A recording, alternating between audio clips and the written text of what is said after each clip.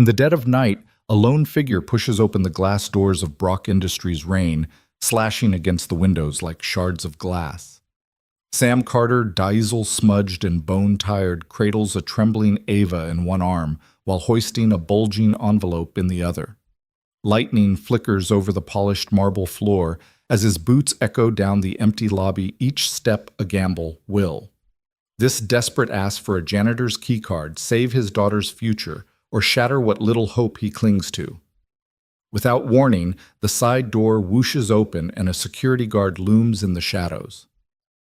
Heart-hammering.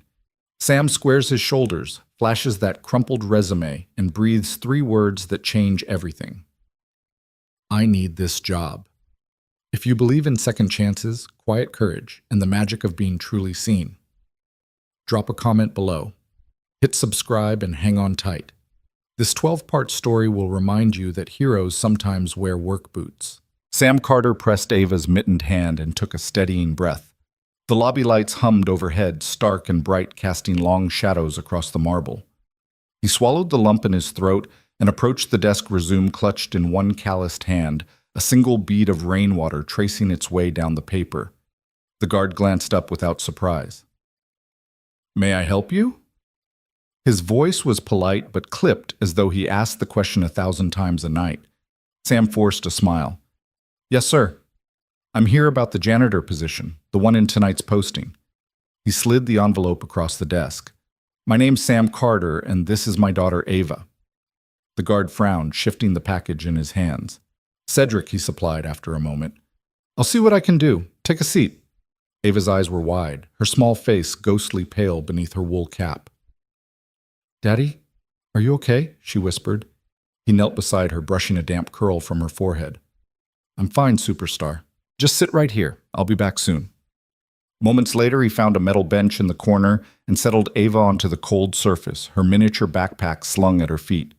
He smoothed the front of his oil-stained jacket and reviewed his life in his mind, a thriving auto shop that had become a financial sinkhole, a brief happy marriage cut short by a drunk driver, and now nothing but the two of them scraping by on hope and grit. He had tried everything other shops, odd jobs, charity, until this listing appeared online. Mopping floors and emptying trash cans. It wasn't glamorous, but it paid. Ava pressed a hand against his knee. You think I can watch you work? He smiled for real this time. Of course. I'll show you how to make a floor shine so bright you can see your own reflection. She giggled and he squeezed her hand, the image of her laughter giving him a sliver of steel. He glanced down the hallway. The clock above the elevator read 12:03 a.m. The building was a fortress of glass and steel corporate monolith staring down at his battered Honda Civic. If he could just step inside that world, even as a janitor, he could steady their lives. Footsteps approached, deliberate, echoing. Sam looked up to see a woman in an immaculate white coat, Victoria Brooks, CEO of Brock Industries, nearing with the poise of someone born to command every room she entered. She carried nothing but a slim tablet, her heels clicking softly over the marble. Sam straightened. His heart ratcheted up. She stopped a few feet away and studied him, grease on his jeans, the crease of worry around his eyes, and Ava's thumb pressed anxiously against her mitten. For a heartbeat, the world stilled. Then she dipped her head. Mr. Carter. He nodded suddenly, at loss for words. I understand you're applying for the midnight shift janitor position. I'd like to interview you myself. Her voice was calm, but carried an undercurrent of curiosity, perhaps surprise. Please come with me. Sam's jaw dropped. You meet? Victoria inclined her head once brisk. We meet everyone who keeps our building running. Even at midnight. He swallowed. Thank you, ma'am. She turned and led him through a side door labeled Executive Only. Ava reached for his hand and he scooped her up, walking backward so she could keep pace. They climbed the marble staircase 2 steps at a time until Victoria paused before another door. She tapped a code on a keypad and it clicked open. Inside was stark luxury floor-to-ceiling windows revealing a constellation of city lights, plush chairs, and a desk of dark walnut. Sam set Ava on the polished floor and tucked his resume into his coat pocket. Victoria gestured to a pair of chairs. She settled into one and studied him. Tell me about yourself, Sam. He ran a hand through his hair. I used to build houses with my own two hands. After losing my wife, I shifted to auto repair, ran a small shop. Then expenses ate into savings. I've been looking for steady work so I can provide for my daughter. He swallowed. I'll do any honest work. Victoria's eyes softened, but her tone stayed even. Why janitor? He glanced at Ava asleep on the floor beside him, exhausted by the night. Because a job like that comes with security, steady hours. It gives me a chance to keep her safe. A longer silence followed the hum of city traffic drifting in. Sam braced himself for a polite rejection. Instead, Victoria slid her tablet across the desk. Effective Monday. You will start the midnight shift. I'll have HR finalize the paperwork. Bring your daughter to the rooftop garden this Friday at noon for our employee welcome luncheon. Sam blinked. I don't know what to say. Say you'll show up, she replied. I like a man who means what he says. He exhaled a breath he didn't know he was holding. You have my word. Victoria stood, indicating the door. Good night, Mr. Carter. See you and your daughter Friday. Sam retrieved Ava, blinking against the bright lights as they exited. The lobby seemed transformed, less a cathedral of commerce and more a place where kindness could take root. Outside, rain had stopped and the first thin ribbon of dawn bled along the horizon. As they crossed the threshold, Sam wrapped his arm around Ava's shoulders. You know what this means? She nodded, eyes still heavy. You got the job, Daddy. He squeezed her close. We're going to be okay, superstar. You'll see. They stepped into the morning light, worn boots carrying them forward into a world where a single act of courage could sweep away a lifetime of dust.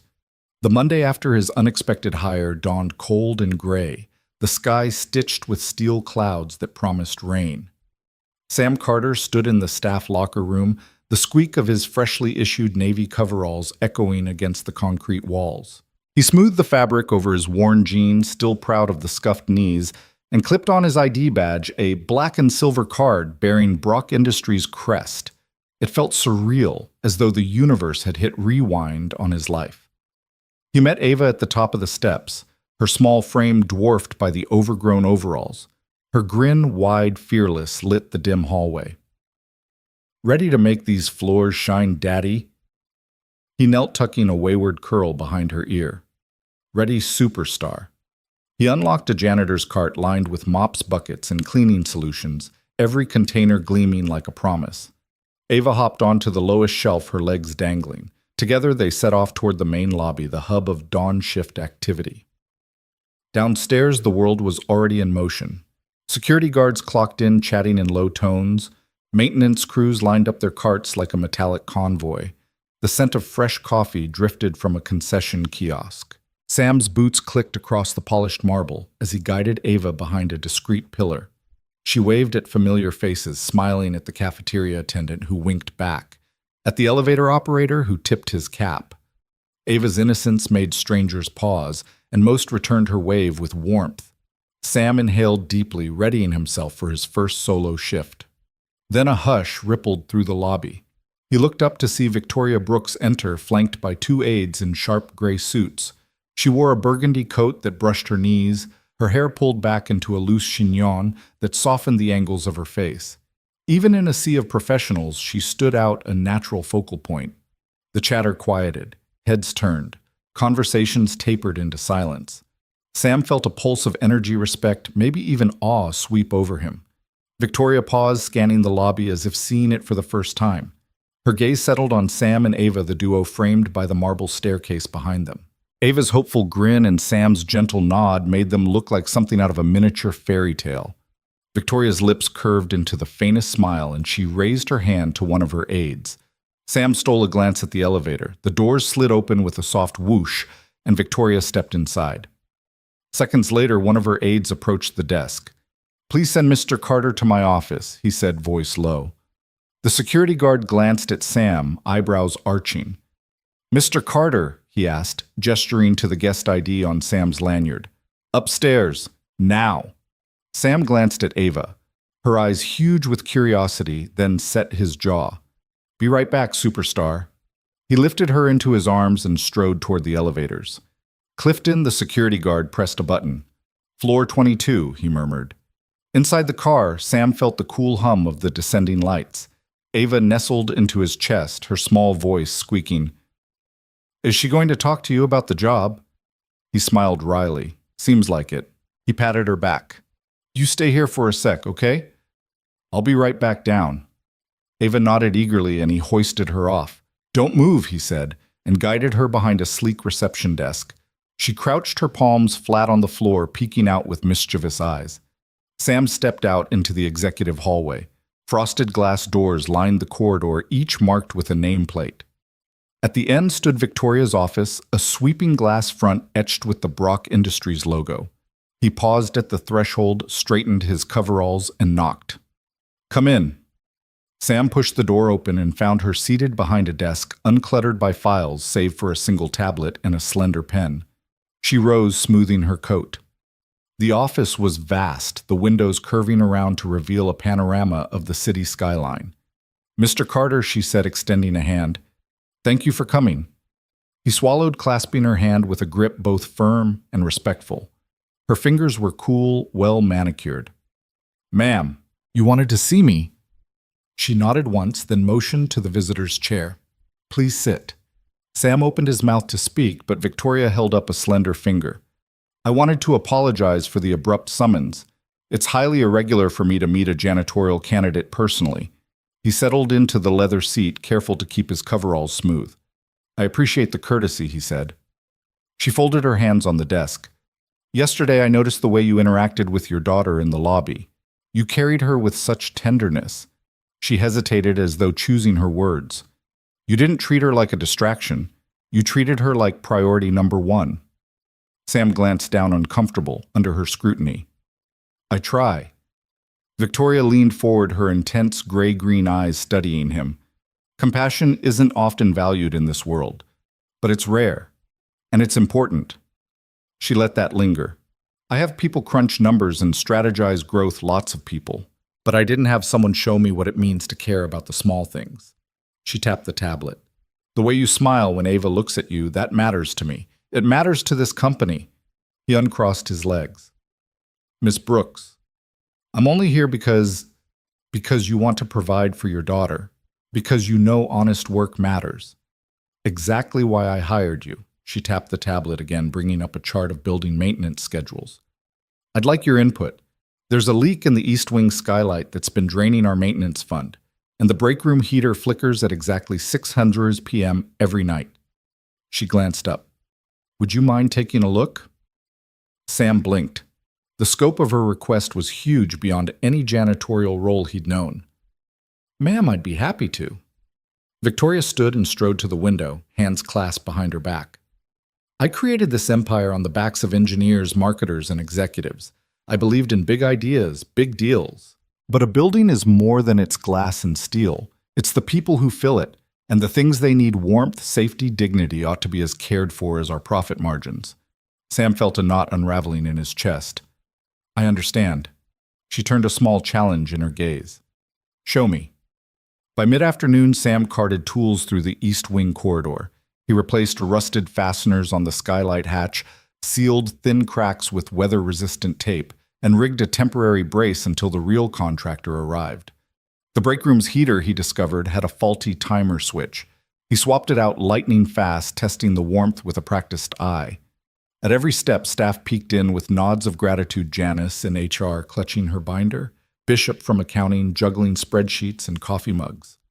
When he returned to the lobby with Ava, who had spent the day in a makeshift kids' corner stocked with puzzles, he found Victoria waiting by the reception desk. Her coat was off, sleeves rolled. She held 2 steaming mugs of cocoa. Sam knelt to scoop Ava onto his shoulders and took a mug from Victoria's outstretched hand. The cocoa was too sweet but familiar. You fixed it, Victoria said, voice soft. Faster than any of my so-called specialists could schedule the work. He sipped. I'm good with my hands. She studied him, then offered the second mug to Ava, who accepted with glee. You're good with something more than that, she murmured. You're good with people. Ava bounced off Sam's shoulders and ran to the children's corner, waving at Sam and Victoria before settling behind a stack of colorful blocks. Victoria tucked a stray curl behind her ear. I arrange meetings to discuss next quarter's projections, she confessed. But today I learned to care about something even more crucial. Sam leveled his gaze. Sometimes it's the small fixes that keep everything from falling apart. Victoria's lips curved into something close to a grin. Exactly. They stood in the hushed lobby, two unlikely allies bound by shared purpose. Outside, the sky had parted, and a timid sun cast shards of gold across the marble. For the first time in a long while, Brock Industries felt less like an engine of cold ambition and more like a home one that Sam and Ava, under Victoria's watchful eye, would help keep alive. And in that moment, Sam Carter realized this job was much more than a paycheck. It was the start of something greater for himself, for Ava, and for a company ready to learn that true greatness lies in caring for every corner, every crack, every human heart. The elevator ride felt impossibly long, the soft hum and staccato of numbered lights revealing each ascending floor like beats in a drum. Sam Carter glanced down at his coveralls, smoothing a stray fold in the fabric, his heart thundering in his chest. 8 years of wiping windshields and mopping cracked pavement never prepared him for this, sitting across from Brock Industries' CEO in a 32nd floor glass-walled office, the city spread out beneath them like an intricate model train set. When the doors slid open, he stepped into polished marble and brushed steel corridors. Ava clutched his hand for just a moment before Victoria's assistant guided her down to a cozy play nook by the reception area, promising juice boxes and storybooks. Sam kissed his daughter's forehead and whispered, "I'll be right down, kiddo," before straightening again and moving toward an arbitrarily marked door, Victoria Brooks' CEO. He paused outside, took a deep breath, and knocked. A single soft, "Come in," let him through. Inside, Victoria Brooks stood beside her desk, a slender figure in a charcoal pantsuit that accentuated her powerful presence. Sunlight streamed through floor-to-ceiling windows, illuminating her face with hints of both scrutiny and curiosity. "Mr. Carter," she said, holding out a hand. "Thank you for coming up." Her voice was calm, authoritative, without an edge of condescension. He shook her hand firmly, noticing the confidence in her grip. "Thank you for seeing me, Ms. Brooks," he replied, settling into the guest chair she gestured toward. The seat was softer than expected, leather-wrapped and slightly too wide, forcing him to widen his own stance. "I hope the view wasn't too distracting." She began folding her hands atop the desk. "Crescent Bay looks peaceful today." He glanced beyond her to the waterfront skyline, flecked with boats gliding through morning mist. "It is. Feels a world away from here." A faint smile tugged at her lips as though she appreciated the metaphor. "Tell me about yourself, Sam. I want to know the man behind the work boots." He exhaled slowly, mind whirring back to simpler days. "I grew up in a family of carpenters. My father taught me how to swing a hammer before I could ride a bike. We built everything from birdhouses to entire floors of townhomes. I ran my own contracting business for almost a decade before my wife passed, and that was the hardest build of all." Her eyes softened, but she didn't interrupt. He pressed on. "After the accident, I sold the business and took every job I could find: oil changes, snow removal, janitorial work. All honest trades, but none paid enough to support me and my daughter Ava, who was only 2 at the time." His chest tightened.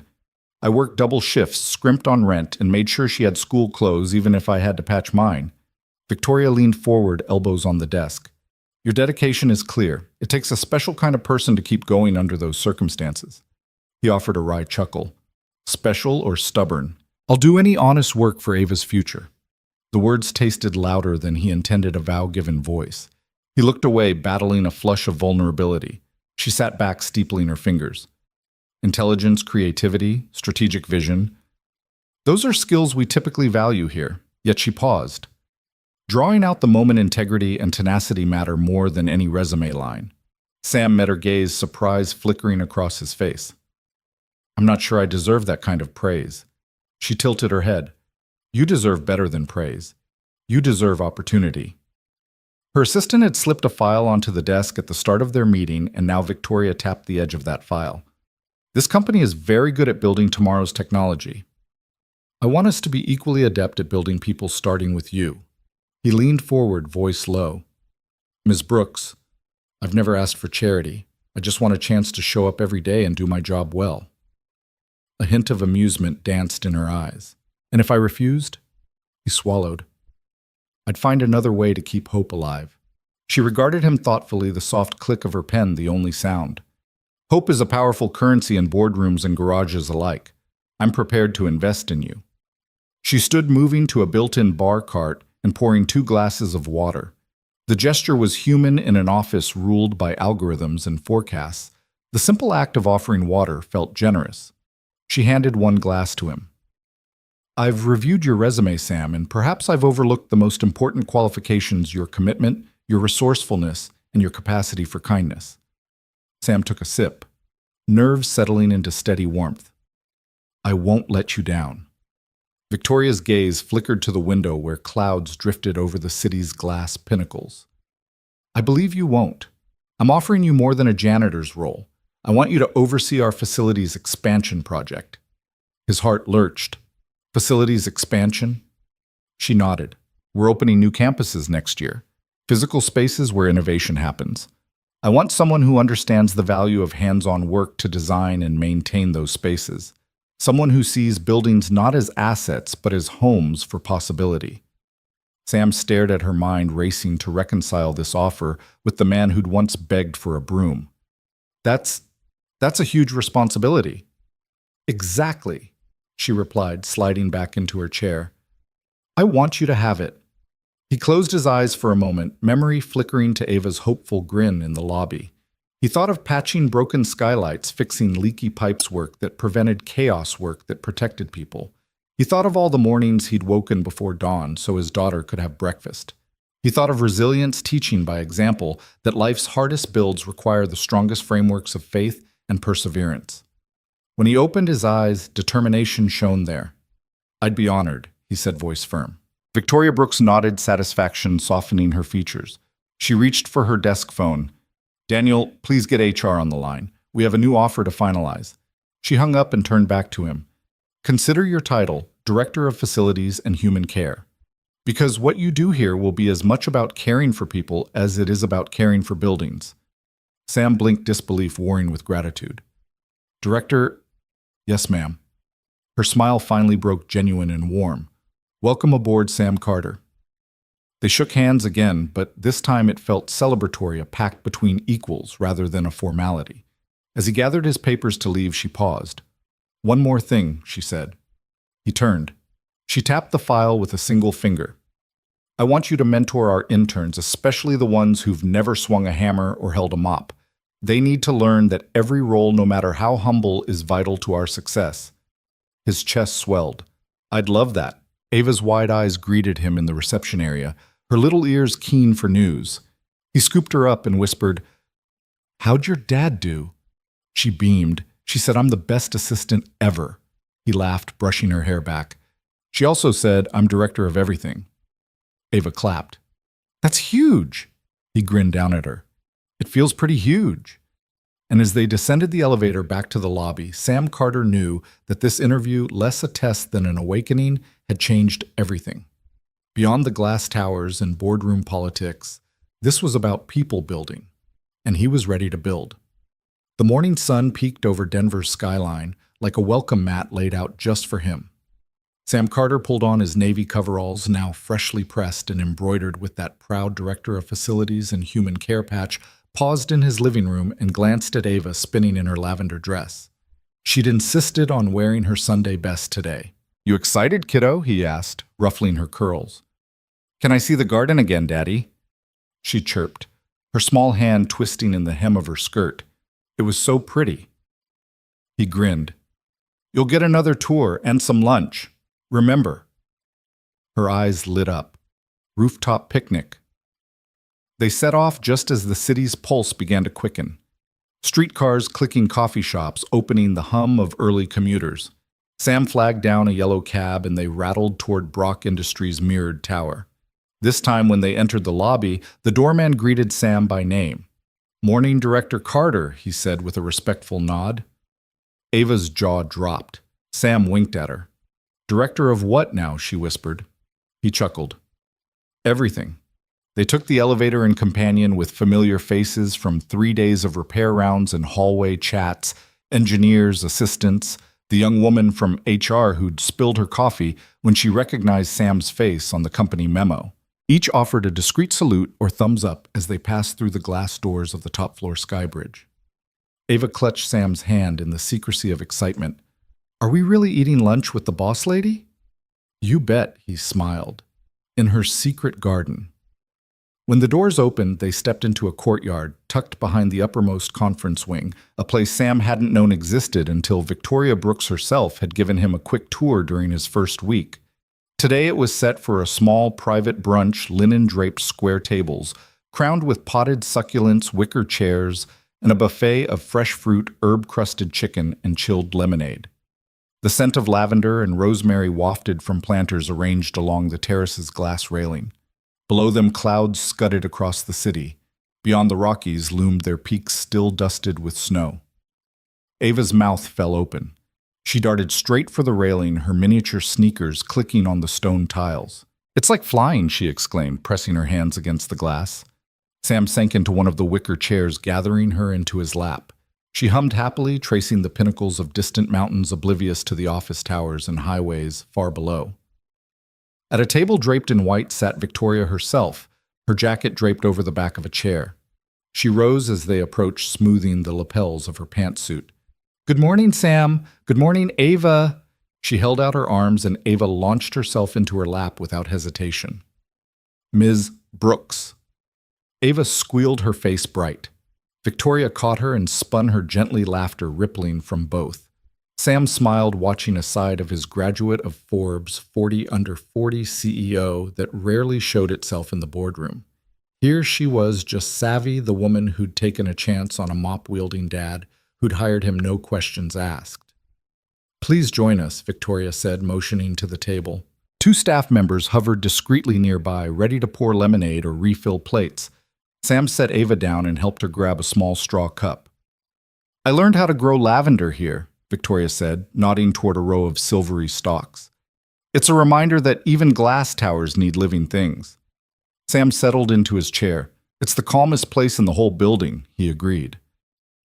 I never get tired of this view. She poured him lemonade, pale gold and fragrant. And I never get tired of the upkeep, she replied. When I saw your first maintenance report, fixing the broken vent, rewiring the panel, releveling the planters, I knew I was right to bring you on. He leaned back.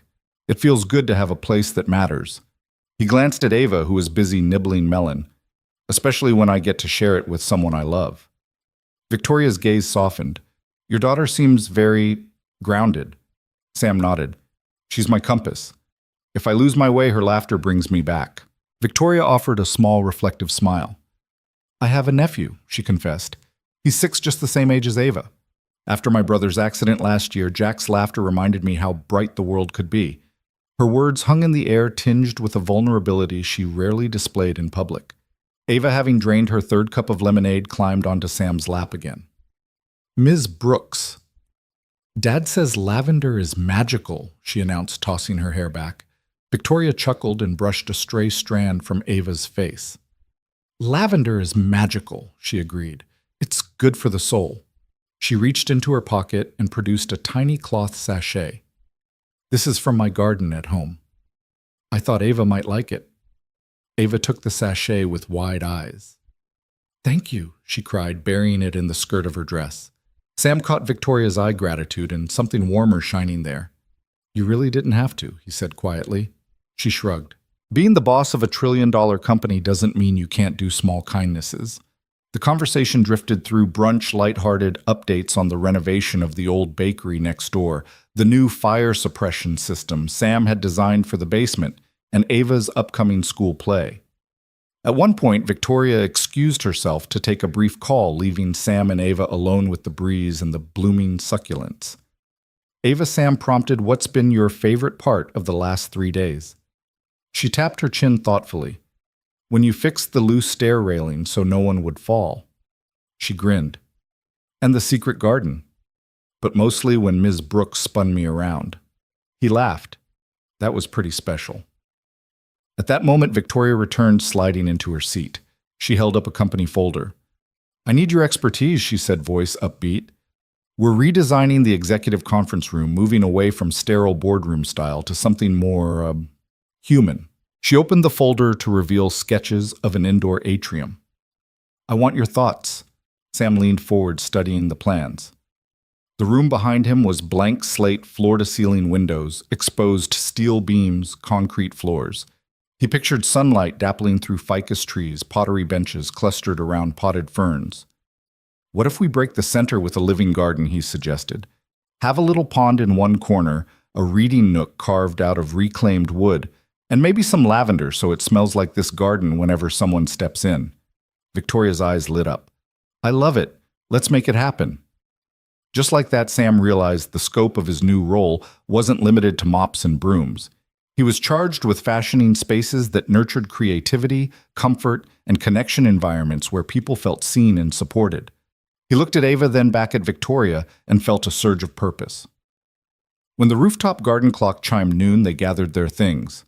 Sam scooped Ava into his arms, and she plucked her lavender sachet from her skirt, pressing it to her nose. It smells like hope, she declared.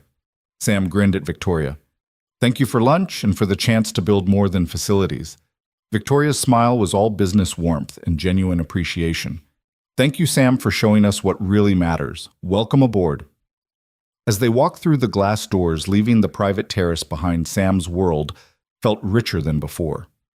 He carried Ava in one arm and a head full of new blueprints in the other, crossing a threshold into something far more meaningful than any job description, a chance to shape places where life could bloom. And shoulders squared, he realized that sometimes the biggest impact began with a simple act of welcome.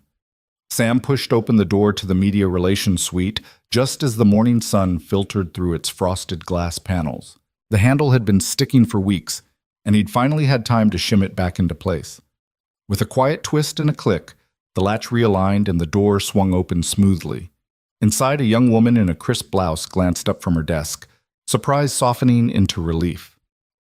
Wow, she said, voice low so as not to startle the reporters scraping away at their story drafts. That's incredible. Sam gave her a modest shrug. Just needed a little realignment. Haven't had coffee yet, so if the handle still feels off, let me know. She laughed, a warm, genuine sound that rippled through the small office. No worries. Thank you, Sam. You're a lifesaver. He tipped an imaginary hat and slipped away down the hall, toolbox clinking against his hip. Across campus, in the swanky new conference center, he noticed a picture frame hanging slightly askew in the reception area.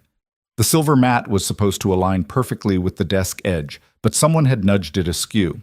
He stepped in, carefully lifted the frame, and angled it until the margins matched the tile pattern on the wall. Behind him, the events coordinator, a tall man in a sharp blazer, watched, eyebrows rising in appreciation. Clean lines, the coordinator murmured, stepping forward to examine Sam's handiwork. Exacting. Sam gave a small grin. Makes the room feel inviting. Inviting, indeed, the man agreed. He extended a hand. I'm Matt. Anything else we should align? Sam tapped the frame edge. This one's good, but watch out for that thermostat. It runs a bit hot at midday. I can recalibrate it tomorrow if you like. Matt hesitated before nodding. Please do. Thanks, Director Carter. Further down the hall, Sam paused outside the core lab building. The plumbers had called weeks ago about a drippy sink in the junior analyst's kitchenette, but the backlog of higher priority repairs had pushed it down the list. Sam knelt, tightened a valve, and shut off the persistent drip. Washing his hands, he found half a dozen coffee-stained mugs piled in the basin, and went a step further, he cleaned and dried each one, stacking them neatly on the counter. A door opened. A tall woman in a crisp lab coat peeked out, concern etched in the lines around her eyes. You fixed it, she asked softly. I've been here all morning trying to get an experiment calibrated. That drip was driving me mad. Sam smiled, patting the towel at his belt. Should be good now. Let me know if it returns. She exhaled a relieved laugh. Thank you. Really? He brushed off the thanks as he walked away, but in the hallway, two junior analysts exchanged glances. He's like a ghost, one whispered, always fixing things before you even know they're broken. And so darn polite about it, the other replied with a smile, tugging her coat straight. By lunchtime, word of Sam's quiet diligence had spread across the building like wildfire. In the human resources bullpen, a cluster of staff peeked out from behind cubicle walls, murmuring as he passed. A memo circulated, props to Sam Carter for rescuing another janitor cart from a wonky break. At the mailroom, Sam spotted the security guard shivering near the loading dock's rusted door. Together, they jiggled the padlock until the guard's keys slid home and the door swung open without protest. The guard, whom Sam knew only as Reuben, gave him a choked laugh. Would have been stuck here all day. Thanks, Sam. He only waved Reuben off and turned back toward the elevator. Every floor he passed, he collected small gratitude, a thumbs up from the safety managers, a quick thank you scrawled on a sticky note by the finance team, a cup of fresh coffee waiting for him in the break area. Even the interns younger than Ava gave him reverent nods as he strolled through the atrium, back in Victoria Brooks's private garden, his de facto headquarters. Sam paused to tighten a loose paver stone near a planter. The landing had shifted after a recent freeze, leaving a trip hazard. He pounded it flat with his fist, brushing grit from the edge. A faint voice interrupted him. Nice work. He looked up to see Victoria standing at the edge of the terrace, arms crossed and watching with that same thoughtful expression he'd come to recognize in the boardroom, but now there was pride in her gaze. You didn't have to worry about that, she said, voice gentle. He shrugged, stepping back. I noticed. She glanced around at the bubbling fountain, the pruned hedges, and the flawlessly aligned benches. This garden became my favorite place, she said, meeting his eyes. Thanks to you. Sam felt a flush creep up his neck. Just trying to keep things running. Beyond running, she replied, you're making people feel cared for. It shows. He cleared his throat and nodded, looking down at the stone in his hand. It's the little things. That's why they're so big. She turned, slipping back inside the building to continue her day. Sam watched her go, then pocketed one last broken widget she'd left on the table, a fountain nozzle bent out of shape, and climbed back into the service elevator toolbox slung over his shoulder. The afternoon sped by in a flurry of quiet fixes, a jam paper shredder in the legal department, a flickering bulb at the bottom of the north stairwell, a wobbly leg on a bench in the cafeteria. By 5 o'clock, his rounds had covered every floor. He slipped back into his coveralls after stashing the toolbox in his locker, greeting the night shift receptionist with a friendly nod. As he locked up the supply closet for the night, a familiar envelope sat waiting on the counter, not a memo this time, but a hand-drawn note. He unfolded it, a simple sketch of a mop, a screwdriver, and a little girl holding a heart. Beneath it, in Ava's loopy handwriting, "Thank you for fixing our world." Sam's chest tightened. He pressed the paper to his heart, thinking of Ava's proud face and the campus staff who'd finally seen him as more than that janitor guy. In the quiet hum of overhead fluorescence, he realized that every valve he'd tightened, every frame he'd leveled, and every door he'd unjammed had rippled through Brock Industries, stitching small threads of gratitude into its corporate fabric. Tomorrow he'd start again at sunrise, because this place, like any home, thrived on gentle care. And in each of those quiet contributions, Sam Carter found a deeper purpose, building more than institutions, building community. The next morning, the crisp hum of fluorescent lights greeted Victoria as she made her usual early rounds patrol of Brock Industries' lower levels. She'd been reviewing maintenance logs the night before, an unusual pastime for a CEO, but curiosity had gotten the better of her. Time and again, she had seen requests logged for leaky pipes, jammed doors, and flickering lights, only to disappear from the system minutes later with no record of work orders or technician assignments. Now, as the building still slumbered beneath a pale dawn sky, Victoria moved swiftly down the dimly lit corridor outside the engineering bullpen. The glow from the adjacent conference rooms cast shifting rectangles of light against the concrete floor. She glanced at her watch, 7:02 a.m. Sam Carter's shift began at 7:00, and she'd made a quiet bet on his first location. A soft sputter echoed ahead, followed by a distinctive drip, drip, drip that grated against the silence. Victoria rounded the corner into a small maintenance alcove and saw Sam crouched beneath a low panel of ceiling fixtures. His coveralls bore the faint stain of motor oil and coffee grounds, and the sharp beam of his handheld flashlight danced across exposed wiring. With a gentle twist of a bare hand, he realigned a loose fixture, the bulb clicking into place. The overhead light brightened, sweeping the shadowy corridor in a warm circle that chased away the drip's echo. Victoria cleared her throat, and Sam straightened so quickly that a stray wire snapped back into position. He looked up, surprise flickering in his tired blue eyes that mirrored her own. In that moment, he resembled any one of the janitorial staff she had hired, focused, unassuming, and wholly absorbed in the immediate problem. "Ms. Brooks," he said, voice a notch higher than necessary. He set his flashlight on the floor and wiped a grease-smeared hand on his coveralls. "Didn't hear you come up." She stepped forward, studying the scene. "I didn't," she replied quietly. "You fixed the light before the ticket ever hit the system." "That's not the first time I've seen it happen." Sam's jaw tightened, and he glanced at the unclipped work order tucked in his pocket. "I noticed it when I came in," he explained. "By the time anyone else spots it, it's already starting to dim. I figure if I'm here, I might as well take care of it." Victoria crossed her arms, leaning against the cool cinder block wall. She watched him roll up his sleeves and check the bulb's wiring. "It's more than that, Sam." Her tone was gentle but authoritative. "The pipes in the West Wing basement, you repaired a leak there before facilities even knew a pipe had sprung. The jammed elevator button on the 12th floor, you cleared it before a single complaint made its way to me." Sam paused the bulb in his hand. He met her gaze evenly. "I've got a good eye for things that slip through the cracks. You build things for a living, you learn to spot the weak spots." Victoria considered that. She had built Brock Industries from the ground up, first as a small startup, then into a global powerhouse. She talked about strategy budgets, partnerships, but in the quiet corridors beneath the soaring glass facade, maintenance was a world apart.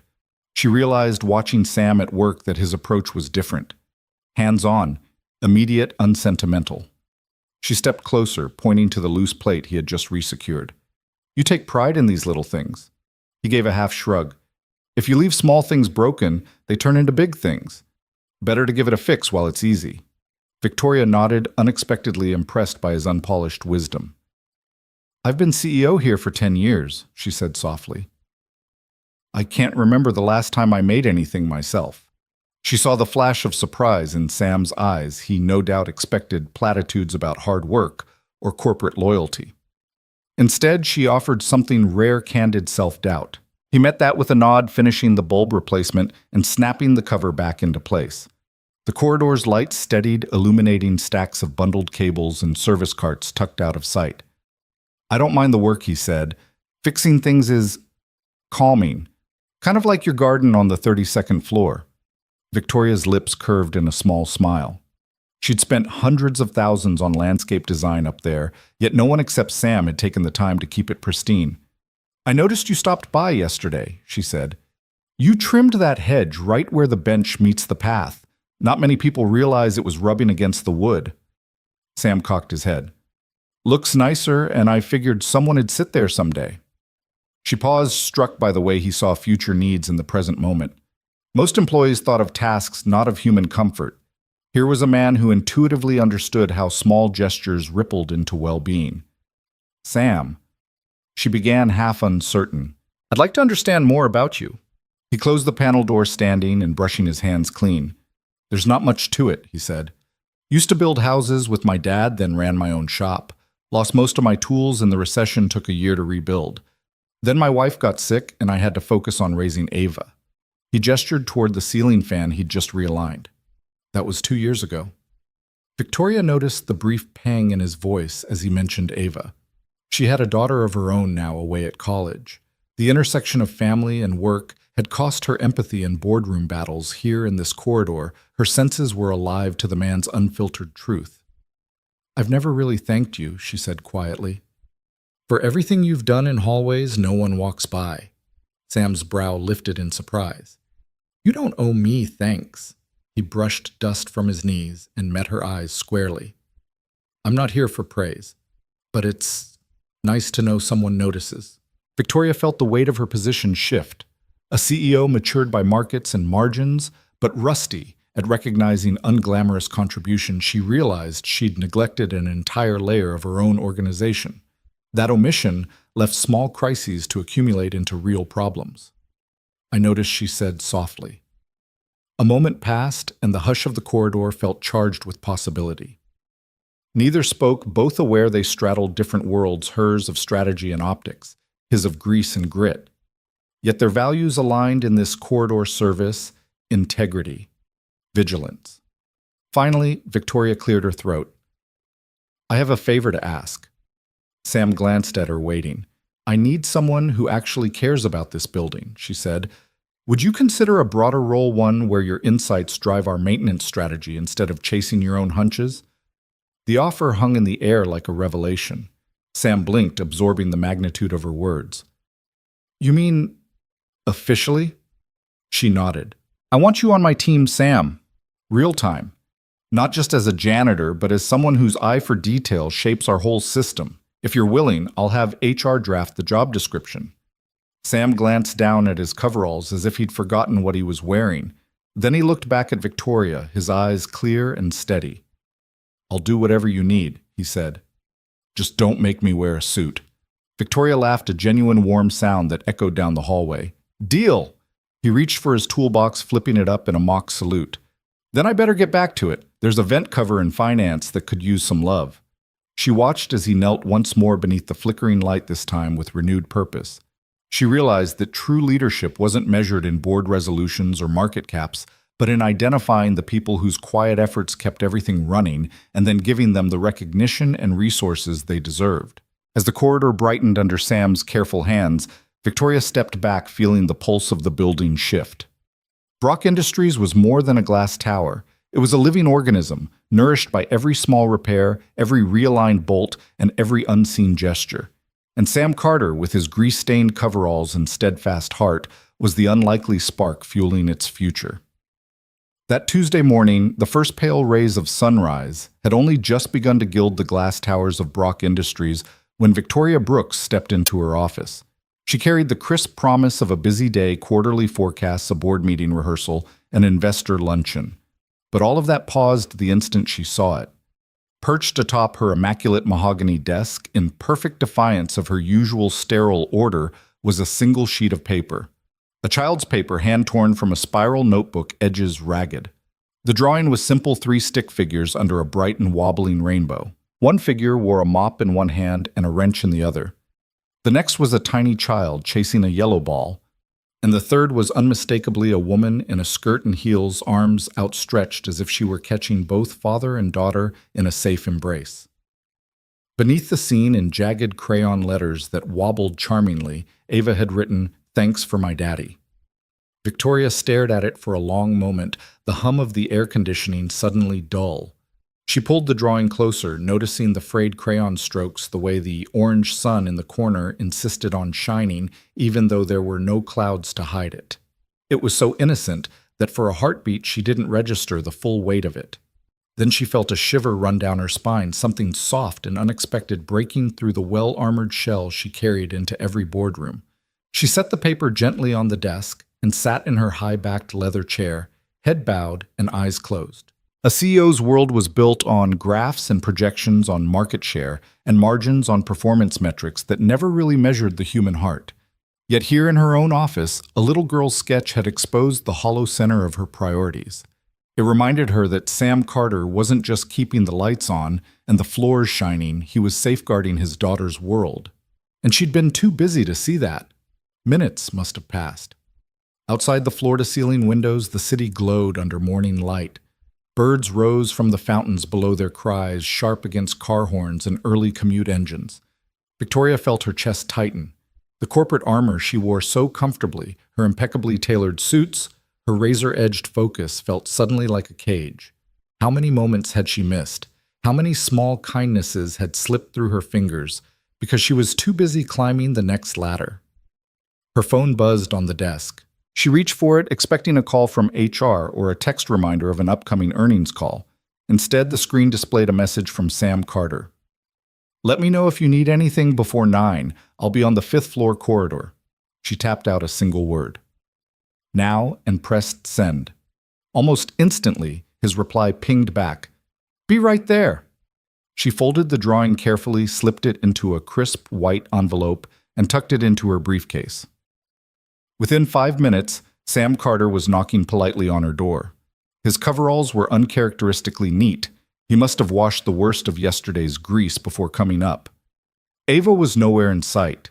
Sam stood alone, hands clasped in front of him, steady as ever. "Ms. Brooks," he said, concern touching his voice when he saw the envelope in her hand. "You wanted to see me." She gestured to the guest chair, and he sat his posture respectful but curious. She set the envelope between them. I found something on my desk this morning. Her voice was soft, an unfamiliar tone for a CEO who was used to shaping realities with a single directive. It's yours. Sam opened the envelope. His brows rose as he recognized Ava's drawing. He drew in a sharp breath as though inhaling the sudden warmth that flooded the room. He looked up at Victoria, eyes clear and unguarded. She left it this morning while I was sweeping the hallway, he said quietly. She wanted to thank me for bringing her up here. Victoria nodded, swallowing. It's beautiful. She paused, trying to find words that felt honest. I've been thinking about how often I measure this company's success in numbers, stock price, revenue growth, headcount, without ever measuring its heart. This drawing reminded me who built that heart. Sam's expression was both proud and humble. Ava's only ever known you as the boss lady, he said. I'm just her dad trying to keep things from falling apart. She leaned forward, hands folded on the desk. You do more than that, Sam. You remind me and everyone here what really matters. You fix leaky pipes, jammed doors, flickering lights. But more than that, you fix small pains before they become big problems. You build safety and trust. You see people. He met her gaze without hesitation. That's what it means to show up, he said. One fix at a time. She closed her eyes briefly, then opened them with newfound resolve. I want you to know I see you, she said. I see the way you care about this place and your daughter, and I want to make sure you have what you need to keep doing it. Sam blinked. I'm honored, Ms. Brooks, but I don't need anything besides a mop and a paycheck. Her lips lifted in the faintest of smiles. I'd like to offer more than that, she said. A formal position, facility manager. Your role will include updating our maintenance systems, overseeing workflow, and helping us build a culture where small kindnesses matter as much as quarterly results. And I want to give you the authority and the resources to do it. Sam's eyes widened, then softened. I don't know what to say. She handed him the drawing again. If you'll accept, we'll put your daughter's art in the lobby. Let everyone see how gratitude looks in crayon. And I want you to sign off on every project plan and budget for maintenance. No more disappearing tickets, just proactive care. He gently closed the envelope. I accept, he said. Not for me, but for her, so Ava knows what gratitude can build. Victoria felt tears prick the corners of her eyes. She rose from her chair and without thinking held out her hand. Sam looked surprised at first, then took it firmly.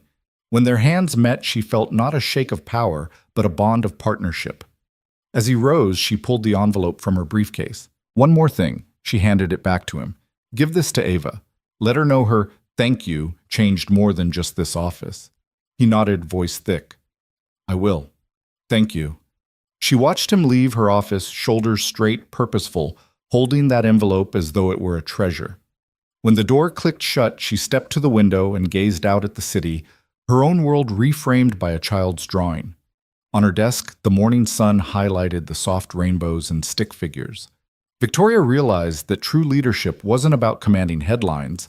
It was about tending to the unseen corners, honoring the small gestures, and nurturing the human spirit.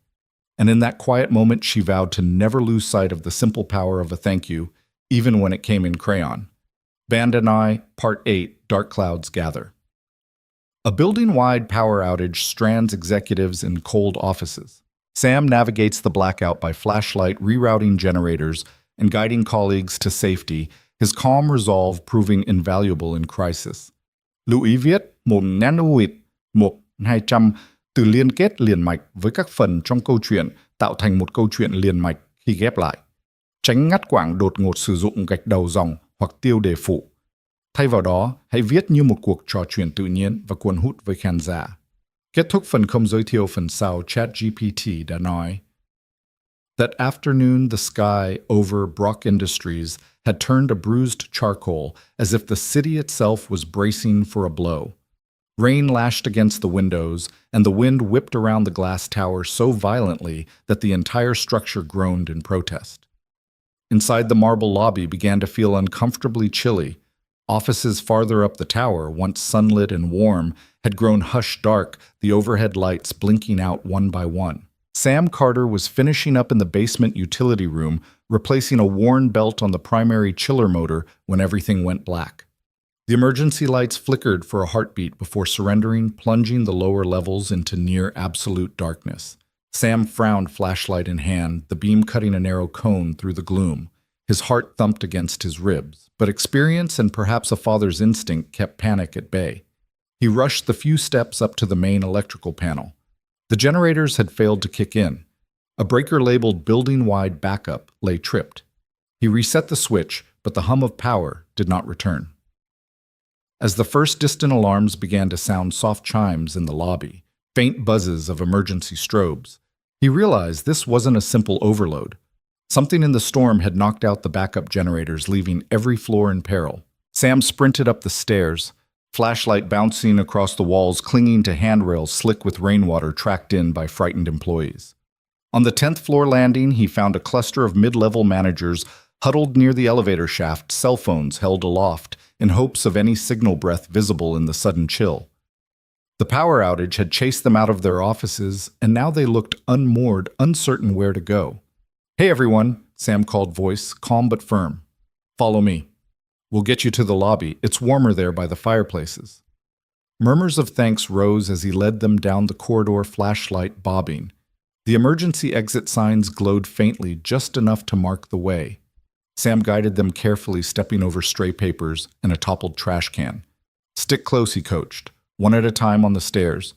"Watch your footing." When they reached the lobby, 3 uniformed security officers were doing their best to direct people through the swirling rain and wind outside the main doors, but without power, the massive revolving entrance had jammed.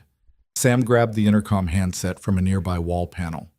"Maintenance," he announced. "Let's manually release the door latch, hold the bottom panel security, and I'll crank it." With a few deft turns of the latch, the doors swung open, and a blast of wind and rain rattled into the lobby. Sam braced the heavy wood door, protecting the cluster of executives behind him. One by one, he held the door so each person could pass through safely, their designer coats soaked and hair plastered to their foreheads. When the last stranger emerged, Sam let go and closed the door, the wind howling like a beast at the threshold. Inside the fireplace, hearths had gone cold long ago, but several standing propane heaters left over from a recent rooftop event stood in the corner. Sam jumped behind them, clicking the igniters until small blue flame tongues sprang to life. He arranged them in a loose semicircle, directing the cold and wet crowd toward the warmth. "That should help," he said, offering a reassuring smile as hands reached out to warm. He turned to the nearest office assistant. "See if you can find extra propane tanks. There should be 2 in the storage closet on the 3rd floor." The assistant dashed off, flashlight beam bobbing. As the group huddled near the heaters, Sam moved to the central staircase again. Several executives lingered behind, their eyes wide. As they absorbed the scene, the janitor turned facility manager, calmly orchestrating their rescue. He didn't wear a suit, didn't carry a tablet full of analytics. He carried a toolbox and the quiet authority that comes from knowing the building's bones. On the 22nd floor, the conference room lights flickered weakly as a small group of senior leaders realized they were trapped without backups. They kicked at the doors in frustration until Sam's flashlight beam illuminated through the narrow windows. He knocked gently. "Open up. I'm here to help." The senior vice president, a stern man named Jacobs, peered out. "Can't you fix it?" Jacobs barked. Sam shook his head. "Not from here, but I can guide you out. Follow me and watch your step." With that, Sam led them single file down the winding fire stairs, the group's multi-million-dollar suits glinting in the flashlight's beam. When they stepped into the lobby, the entire group let out a grateful exhale. Jacobs paused as though searching for words. "Mr. Carter?" he said, voice rough with humility. "I don't know how we'd have gotten out without you." Sam offered a quick nod. "Happy to help." Then in the periphery of his mind, he heard the soft hum of the generator sputtering back to life, the secondary set finally responding as the storm's circuit overloads cleared. Lights blinked on powerful and warm, banishing shadows from every corner. He flipped electrical breakers back into position one by one, restoring elevators, restoring heating, restoring the steady heartbeat of Brock Industries. The hum of copiers resumed, the whirl of ceiling fans returned, and the building exhaled.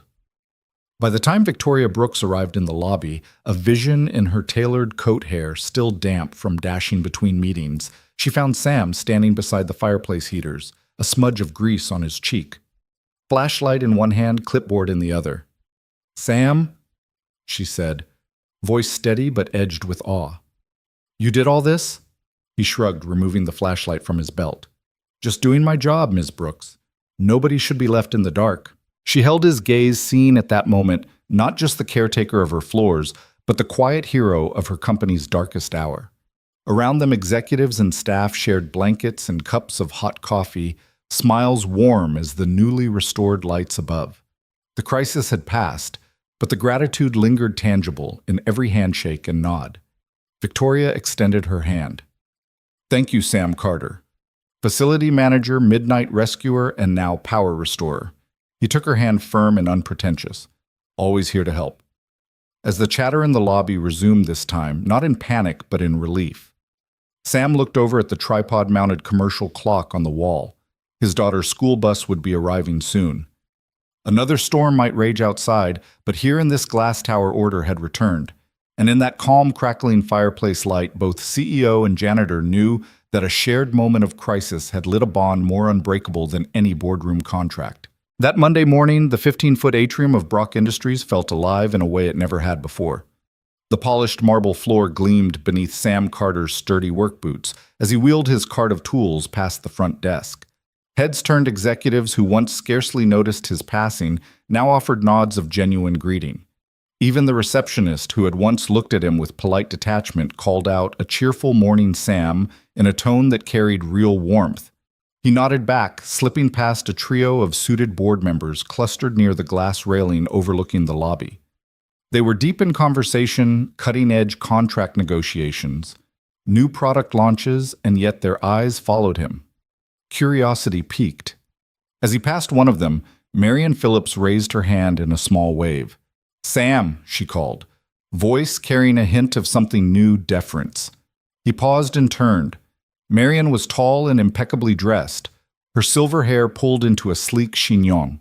He'd seen her at board meetings, always cool, always in control. Now she looked almost human. "Yes, Ms. Phillips?" he asked, leaning against the cart. She smiled, a genuine curve of her lips. "I'm about to present to the audit committee. My conference room projector has been flickering. Could you take a look? I'd rather not have that happening mid-pitch." Sam glanced toward the door she'd indicated. "Of course, right away." She handed him a small sticky note with the room number. "Thank you. When you're done, I'll be by for a demo." "Consider it done," he said, and with that, he wheeled his cart toward the bank of elevators. On the 28th floor, the fluorescent lights hummed overhead as Sam knelt before the conference room's AV cabinet. Wires snaked through the panels, and sure enough, a power surge had remapped one line. He swapped out the offending connector, tightened 2 loose bolts on the projector mount, and tested the system. The projector flickered once, twice, and then settled into a steady beam of crisp light. As he packed away his screwdriver, the door clicked open. Marian Phillips stepped in, tablet in hand. The boardroom's polished oak table gleamed under the restored projector. She watched him work with an appreciative expression. "It's perfect," she said as Sam stood. "Thank you." He smiled, brushing off his hands. "Glad to help, ma'am." She hesitated, then offered her hand. "No, really. I know I don't always make your job easy, sudden requests, odd hours, last-minute tech emergencies. But you handle everything with such calm efficiency. I want you to know it doesn't go unnoticed." Sam shook her hand, a bit surprised by the rarity of her candor. "Thank you, Miss Phillips. It's my pleasure." She nodded, her gaze sincere. "Well, I'm off to the audit committee. I expect smooth sailing now." With a final nod, she strode out. Sam closed the door behind her and paused a moment, letting the unfamiliar warmth of genuine gratitude sink in. Back on the 15th floor in a conference room usually reserved for C-suite brainstorming, a half-dozen board members were mid-discussion glass walls, tinted to allow privacy. The topic was capital improvements to the headquarters, and it had become a heated debate. But the moment Sam entered carrying a small toolbox, their energy shifted. Jacob Toney, the chairman, looked up from his notes. "Sam, perfect timing. We need your opinion on the new HVAC layout." Sam set his toolbox on the side table and reached for Jacob's drawings. "Sure, let me see." While most people in that room would have struggled through the technical jargon, Sam traced a finger along the airflow diagrams and pointed out a potential dead spot in the northwest corner, an area prone to overheating that the engineers had missed. He suggested a repositioned vent and an added return inlet, explaining in clear, straightforward language how airflow could be balanced for more consistency. The board members leaned in surprised by his depth of knowledge. When he finished, an unspoken respect settled over the room. Jacob Toney nodded, impressed. That makes perfect sense. We'll revise the plans accordingly. Thank you, Sam. Another board member, Elena Ruiz, added, You're officially on the project team now, Sam. We'll need your expertise going forward. Sam hesitated. Miss Ruiz, I'm just happy to help, whatever you need. She smiled, eyes bright with admiration. We need more people who see beyond the spreadsheets, Mr. Carter. Word spread quickly. By late afternoon, while Sam was tightening a loose railing on the mezzanine staircase, he heard footsteps behind him. Pardon me, Sam. He turned to find Ross Kendricks, head of facilities strategy, standing with his arms folded. Kendricks was known for his meticulous nature and rarely offered praise. Sam braced himself. I wanted to personally thank you, Ross said, voice earnest. The board reviewed your HVAC recommendations, and they saved us an expensive retrofit down the line. We'd have had serious complaints come next summer. Sam nodded. I'm glad I could help. It's my job to keep this place running. Ross took a step closer, eyes meeting Sam's. It's more than a job now. It's a genuine contribution. If you ever need additional resources, parts, manpower, just say the word. We'll prioritize your requests. Sam offered a small smile. Thank you, Ross. I appreciate that. That evening, as rain drummed against the windows, Sam found Victoria Brooks alone in her private office, reviewing the day's end-of-day reports. She looked up when he knocked softly on the open door. Ms. Brooks, your 6 p.m. janitor status report, he said, holding out a clipboard with neatly recorded tasks. She took it but did not wave him away as he expected. Instead, she leaned back in her chair, studying Sam with a mixture of gratitude and contemplation. Minutes passed in silence. Finally, she spoke. Sam, you know we have our quarterly strategy meeting next week. He nodded. Yes, ma'am. I'd like you to join us, she said, not just to take notes, but to give input on operational priorities. We need that perspective. Sam's eyes widened. Me in a strategy meeting? She smiled, but there was steel beneath it. Yes. You see problems we often overlook and you solve them without fuss. That's exactly the kind of thinking we need at the table. Sam's throat tightened. He opened his mouth to protest, then closed it. He realized this wasn't a courtesy, it was an acknowledgement of his true value. I'd be honored, he said, voice steady. Over the next few days, Sam continued his rounds fixing the broken door latch in marketing, recalibrating the pressure gauge in engineering, reorganizing the supply closet in HR so people could find what they needed quickly. Everywhere he went, whispers of approval followed. In the cafeteria line, employees stopped him to say thanks for restoring the coffee machine's perfect temperature. In the IT hub, he was asked to advise on cable management after an entire server crash had been traced to tangled wires in the ceiling space. And each time, Sam accepted their gratitude with a modest nod, his face serene. Yet inside, he felt something new pride. Not the pride of self-aggrandizement, but the quieter pride of a man whose integrity and skill had earned genuine respect. The day of the strategy meeting arrived. Sam stepped into the glass-walled conference room, greeted by the sight of half a dozen key executives already seated around the sleek oval table. Victoria Brooks stood at the head tablet in hand and a look of determined confidence on her face. She smiled at him. Please, Mr. Carter, have a seat. We're just getting started. He settled into the chair beside Ross Kendricks, his toolbox replaced by a laptop loaned from the IT department.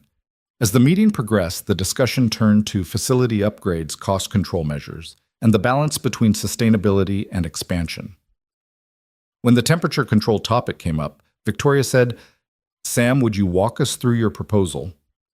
I believe you have some insights. He took a deep breath, then explained his earlier suggestions in more depth. How strategic vent placement, smart sensor integration, and regular maintenance intervals could reduce energy consumption by up to 15% annually. He spoke clearly, referencing real data he'd gathered during his rounds, and answered questions with thoughtful precision. Board members who had once questioned his presence now leaned forward, nodding and interjecting follow-up ideas. When he finished, the room was silent for a heartbeat, then erupted in agreement. "This is brilliant," said Elena Ruiz. "I move we adopt Sam's plan and implement it across all campuses." The motion passed unanimously. Later in the lobby's hearth-lit lounge, Sam sat with Victoria and several board members reviewing next steps. The flicker of the fireplace cast dancing shadows on the walls, highlighting the unusual scene, the janitor at the center of strategic planning. Victoria caught Sam's eye. She tilted her head toward the fireplace. "Do you ever imagine you'd be here, Sam?" He chuckled softly. "Honestly, no. But I've always believed the best solutions come from the people who see the cracks others overlook." She nodded. "You've closed many cracks for us. I can't thank you enough." Before he could reply, Ava Carter bounded in, clutching a new drawing. Another stick-figure family, this time standing in front of Brock Industries, hands raised in celebration. She ran over to Sam and hugged him. "Daddy, I made this for you." The board members gathered around, admiring the drawing and offering heartfelt compliments. Ava beamed, and Sam felt a deep sense of fullness. Pride in his daughter, pride in his work, and gratitude for a company that had recognized his worth. In that moment, as laughter and conversation filled the hearth-warmed room, it was clear Sam Carter's quiet expertise and steadfast integrity had reshaped more than just Brock Industries' facilities. He'd reshaped their hearts and minds, reminding everyone that true leadership often comes on scuffed boots and with a toolbox in hand. The grand chandelier in the Brock Industries ballroom glittered like a constellation suspended in glass, casting prismatic patterns on the polished marble floor. The annual gala was in full swing, board members in their tailored tuxedos and glittering gowns. Champagne flutes, clinking laughter, and polite applause filling the air. Yet for Sam Carter, standing at the edge of the dance floor with a nervous gulp and his scuffed work boots hidden under his rented slacks, it felt more like stepping onto a stage he'd never auditioned for. He caught sight of Victoria Brooks across the room, descending the sweeping staircase in an elegant navy gown that shimmered as she moved. Her arms were bare, revealing the graceful lines of her shoulders that had borne the weight of a tech empire for years. But tonight her expression radiated something softer, anticipation. Sam's breath caught in his throat. Even amid all this opulence, she'd insisted he attend, as in this was still sinking in her guest. A hush fell over the attendees as a string quartet struck the first notes of the gala's traditional opening waltz.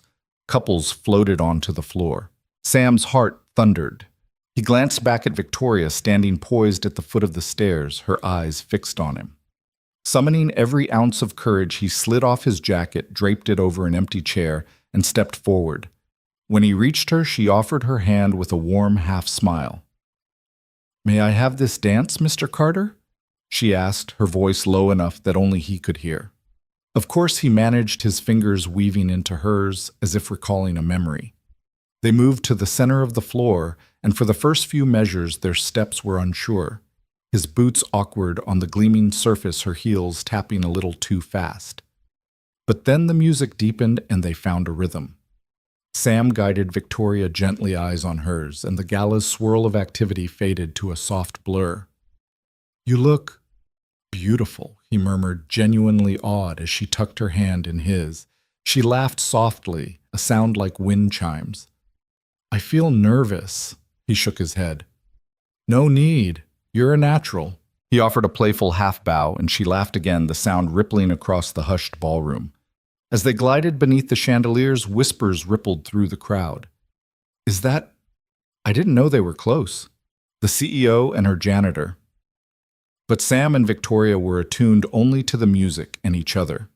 He guided her in a gentle turn, careful not to step on her toes. She placed her other hand on his shoulder, asking with her eyes if he was okay. He nodded, feeling as though he was exactly where he belonged.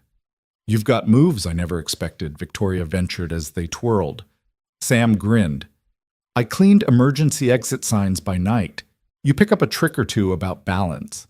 She leaned in her cheek just inches from his. "I'm glad you came tonight." His pulse skipped. Wouldn't have missed it.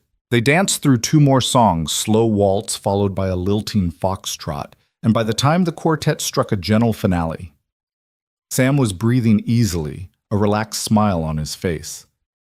The applause was polite at first, then genuine as the room recognized not just the odd pairing of CEO and janitor, but the palpable authenticity between them. Victoria slipped her hand from his, though her fingers lingered. "Thank you," she said, voice husky with unspoken emotion. He dipped his head. "Thank you for the dance, and for everything." She paused the swirl of the school of formal attire around them, contrasting with this extraordinary moment of quiet intimacy. Clearing her throat, she stepped back a pace, and the crowded ballroom seemed unusually loud. "Sam," she whispered. He lifted his gaze, meeting hers. She drew in a breath, then exhaled with resolve. "I want to make this official." Sam's heart hammered. "Official," she nodded, eyes glistening. "I know how unconventional this looks, but over the past months you've become the rock this company needed, and something I didn't know I needed. I care about you, more than I ever thought possible." A gentle murmur spread across the floor as onlookers leaned in, curious. Sam swallowed, stepping closer again until they were inches apart. "Victoria said, shh." He paused, gathering courage. "I never imagined a woman like you could see someone like me, and feel this." She placed a finger on his chest right over his heart. "You've reminded me of what really matters: kindness, dedication, honesty. Those are the foundations I want for everything in my life, from our company to us." Her words landed softly, igniting something indescribable in Sam's chest. Slowly, deliberately, he reached into his pocket and withdrew the tiny velvet box he'd carried tonight, its presence a secret hope he'd barely allowed himself to entertain. Victoria's breath hitched as he lowered to one knee, the world tilting on its axis. "Victoria Brooks." He began, voice steady, though his heart raced. "You asked me to make it official. I can't build a life without you. Will you marry me?" Gasps echoed around the ballroom. Victoria's hand flew to her mouth. Tears shimmered in her eyes, and for a heartbeat, she said nothing. Then, with a joy that lit her face from within, she knelt beside him. "Yes," she whispered. 1,000 times yes." The ballroom erupted in cheers and applause as he slipped the simple silver band onto her finger. When he stood pulling her into his arms, the room seemed to glow brighter, string lights, crystal, and celebration all mirroring the light in Victoria's eyes. They swayed once more, not to music, but to the cheering clapping and heartfelt congratulations that rained down on them. Friends and colleagues surrounded them, toasts were raised, and champagne flowed in a jubilant toast to the unlikely couple whose love story had captured every heart in that grand room. As the night unfolded, dance after dance, laughter, and tears of joy, Sam and Victoria found themselves at the edge of the floor, looking out at the sea of faces who believed in them. Hand in hand, they shared a quiet, fierce smile, knowing that no boardroom politics, no corporate hierarchy, and no whispered doubt could ever erase the bond they had forged. Under the glow of the chandeliers and the warmth of a grateful crowd, a CEO and her janitor began writing the next chapter of their story, one built on respect, courage, and an unexpected dance that led to a promise neither of them saw coming, but both of them would cherish for a lifetime. The morning sunlight filtered through the floor-to-ceiling windows of Brock Industries' executive suite, painting the polished mahogany desk and leather chairs in warm gold. Victoria Brooks stood at the head of the room, her posture poised yet relaxed, a rare moment of calm after weeks of boardroom battles and back-channel intrigues. Seated in a semicircle before her were the senior leadership team heads of finance, legal engineering, and HR. On the large screen behind her glowed the final slide of her presentation: Project Integrity, Rooting Out Sabotage. Once this room would have been off-limits to anyone outside the C-suite. Today, Victoria had extended invitations to one more person: Sam Carter, newly minted facilities supervisor, who stood near the door in a crisp navy blazer, his usually grease-stained coveralls replaced by slacks and a bright button-down. His heart pounded with a mixture of pride and nerves. He'd never imagined standing among these executives, let alone addressing them. Victoria cleared her throat and the room hushed. "Thank you all for coming on such short notice. As you know, recent product delays and a near-catastrophic prototype failure have cost us significant time and trust." She swept her gaze across the table. "We suspected insider sabotage crafted to look like engineering errors, but we needed proof." Heads nodded. The CFO muttered something about lost revenue. The head of engineering tapped a pen against her notebook. Sam shifted on his feet. He'd played a quiet but pivotal role in his rounds through the lab and maintenance tunnels. He'd noticed the subtle misalignment of a critical component mounting bracket one that no genuine stress test could have produced. Cross-referencing his maintenance logs with building access data, he'd pinpointed a late-night entry by an unexpected ID, the badge of a newly hired project engineer whose contracts and emails Victoria's team had never caught. Confronted with the evidence, the saboteur had confessed under interrogation. Victoria continued, "Thanks to Mr. Carter's keen observations and detailed logs, we have irrefutable proof that this was deliberate. We have taken appropriate action, and our development timeline is back on track." She turned a genuine smile lighting her face. "Sam, would you please join us up here?" A low murmur rippled through the room as Sam stepped forward. Victoria offered him a seat beside her, and he sat trying to steady his breathing. "Sam," she began, her tone warm, "you've taught us all an invaluable lesson, that integrity can be found in every corner of this organization, not just at the top. Your attention to detail and your willingness to speak up saved months of work and millions of dollars." Sam shifted in his seat, meeting the astonished stares of department heads. "Thank you, Ms. Brooks," he said, voice steady. "I just did what I would have wanted someone to do for my daughter's future." Victoria nodded. She clicked her remote, and the next slide appeared: organizational realignment. Beneath it, a new chart showed the expanded facilities department, now elevated to a direct reporting line to the COO, with Sam Carter at its head. Beside his name glowed the title Facilities Supervisor, Enterprise Operations. A hush fell. Then the CFO spoke up, clearing his throat. "Victoria, this is unprecedented. Historically, maintenance has reported through less senior channels. Elevating facilities to this level, placing a non-traditional hire in such a pivotal role, could raise eyebrows among our investors." Victoria tilted her chin slightly. "Our investors already trust us to build cutting-edge products. They'll soon see that safeguarding our processes from the boardroom floor to the basement utility rooms is equally critical. Sam's promotion sends a clear message: we value competence and character above pedigree, and I have no doubt he'll exceed expectations." Sam felt his cheeks flush, but he dared to look around the room. He saw nods, some tentative, some enthusiastic. The VP of Engineering offered him a tight-lipped smile and a small thumbs up. The head of HR scribbled notes, perhaps already preparing new job descriptions under his supervision. Even the stern general counsel gave a curt nod. Victoria turned back to Sam. "Congratulations, Sam. Effective today, you will oversee all facilities operations, safety protocols, and preventive maintenance across every Brock Industries campus. Your team will report to you directly, and you'll have the budget and authority to implement the changes you deem necessary." Sam swallowed his throat dry. I'm honored, ma'am. I won't let you or anyone at Brock down." She rose, extending her hand. Every executive followed suit, applauding as he shook her hand. The sound of that applause, sincere, robust, felt surreal. Sam's gaze flicked to the door, half expecting Ava to burst in with a proud grin, but she wasn't here. Yet. Later that afternoon, Brock Industries' gleaming lobby buzzed with activity as Sam and Victoria stepped out together. She led him to the waiting area and handed him her phone. "Show your daughter the new notification I sent to her email," she said.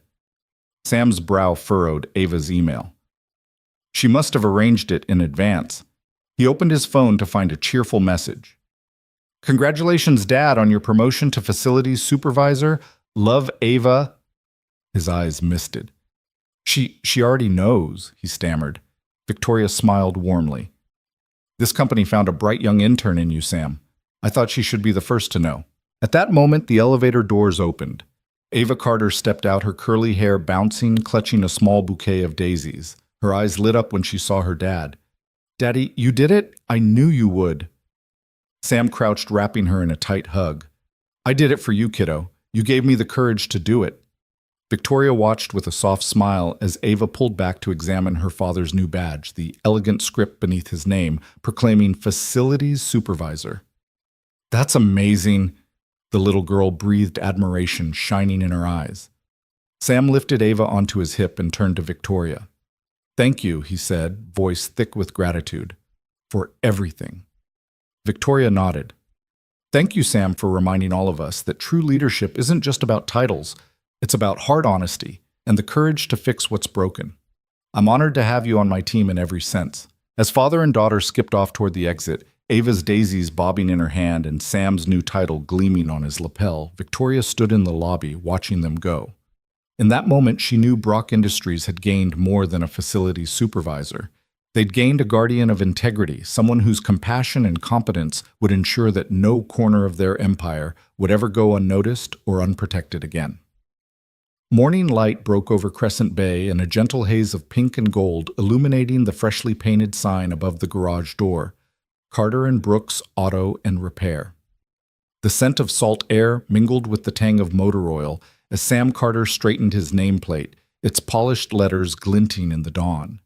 Beside him, Victoria Brooks adjusted the crisp apron she'd insisted on wearing navy blue to match Sam's coveralls and smiled at the small crowd already gathered on the sidewalk.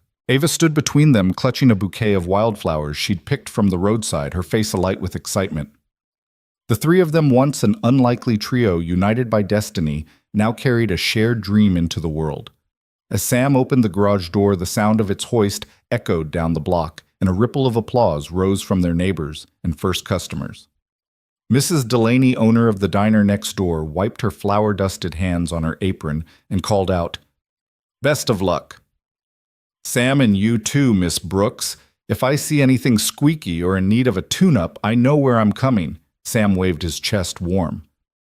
"Thanks, ma'am. We'll be here." Victoria gave a small wave in return, her eyes misting as she watched Ava beam at their hometown support. "Welcome home," she whispered, and Ava rushed forward to hug her. Their first customer rolled up just then, a battered green pickup with a blown headlight and a rack of surfboards strapped to its bed. The driver, a local fisherman named Marco, climbed out and greeted them with a grin. "Heard you two were opening shop again," he said, his voice gruff but friendly. "Got a rat's nest of wiring here, thought you might be my miracle workers." Sam ducked under the hood, dropping into his usual crouch. Victoria lingered at the fender, offering the bouquet back to Ava. "Want to help nail down the wiring diagram, sweetie?" she asked, handing it over. Ava's eyes sparkled. "Yes, please." As Victoria and Ava worked together to identify the correct wires, their laughter rose in peals, an effortless harmony born of trust. Across the bay window, Sam spotted a trickle of late customers he'd helped over the years. Each waved and he waved back, lost in the simple joy of familiarity. After tightening the final connector, Ava pressed the ignition switch. The engine's roar filled the garage and Marco's face broke into a boyish grin. "You did it." "Thanks, Carter and Brooks." Victoria stepped forward, wiping grease from her fingertips. "Happy to help," she said, her tone easy and warm. She shot a sideways look at Sam. "Remind me again why we ever doubted a little grease," he chuckled, eyes crinkling. "Because we thought oil stains meant failure. Turns out we were just getting started." By mid-morning, the garage bays were full, a vintage Mustang in for a tune-up, a family sedan with a dented bumper, and even the mayor's electric bike needing its first roadside repair. Word of mouth spread faster than any advertisement. Neighbors who hadn't spoken in years now chatted over the hood of a Volvo, marveling at how much the place had changed, yet how comforting it all felt. The old wooden rafters, once sagging with age, gleamed after Victoria had led a weekend repaint while Sam and Ava installed new shelving stocked with donated tools and parts. Amid the bustle, Sam caught a quiet moment with Victoria under the reclaimed wood sign above the parts counter. "You know," he said softly, "when I dreamed of fixing cars again, I never imagined it would feel like building something new." Victoria leaned a shoulder against the counter, scanning the tapestry of bumpers, hood ornaments, and license plates that decorated the wall behind them. "It is new," she replied. "Not just the building or the sign. This is a foundation of trust, community, and family." He nodded, his gaze drifting to Ava, who was guiding a nervous teenager through the process of changing a tire. "I never want us to forget that every job, every person who walks through our doors is more than a paycheck. It's a life we're touching." Victoria reached out her hand, finding his. "And we'll never forget. This place will remind us every day." The afternoon sun dipped lower as laughter echoed from the garage floor. Ava hurried in, wiping her hands on her jeans, and announced, Daddy Grandma Miller stopped by. She brought cookies. Sam laughed and ruffled her hair. See, you're really bringing people together. Victoria handed Ava a tool apron embroidered with a small rainbow logo Ava had designed months earlier. Here, you earned this, she said. Ava tied the straps with pride. I've got my uniform now. As the day wound down, the trio shut the bays one by one. Sam closed the Mustang's hood and turned off the overhead lights. Victoria swept the floor with a long-handled broom. Ava gathered the last tools into the toolbox. Together they stood in the center of the garage, bathed in the golden glow of the setting sun. Sam placed an arm around Victoria's waist and looked at Ava.